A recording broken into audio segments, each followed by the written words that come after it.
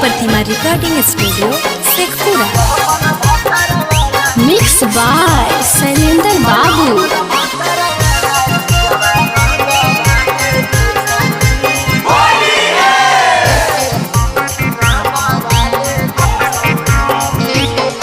अगे फागुन भर अरबे से मजा उठा लेगे छौरी, फागुन भर अरबे से मजा उठा लेगे छौरी।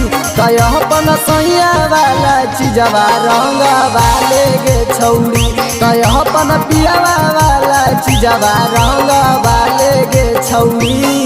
हेगे हमरो से तू रंगवा डल वाले गे छौरी, हमरो से रंगवा डल वाले गे छौरी। कह अपन सैया वाला चीजवा रंग वाले गे छौरी, कह अपन भद्र वाला चीजवा रंग वाले गे छौरी।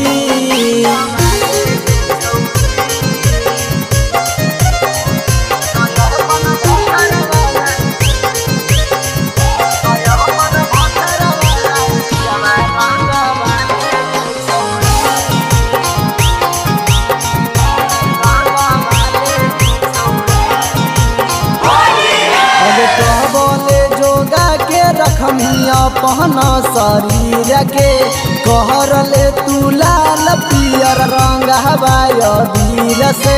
हेगे सुनी ना अगे कहबले जोगा के रखमाया पहना शरीर के कहर ले ना लाल पियर रंग हवाया वीर से।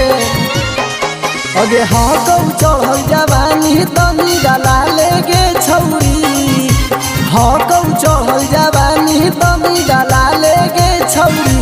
कह अपन सैया वाला चीजवा रंग वाले गे छौरी, कह अपन पियावा वाला चीजवा रंग वाले गे छौरी।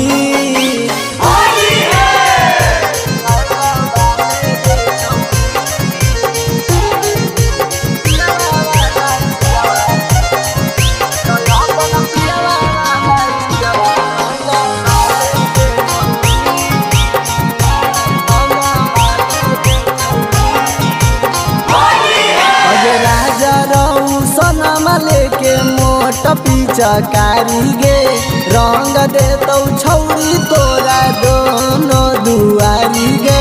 हेगे सुनी ना अगे हमर दी तो यादव लेके मोट पिचकारी गे रंग दे तो छौरी तोरा दोनों दुआरी गे।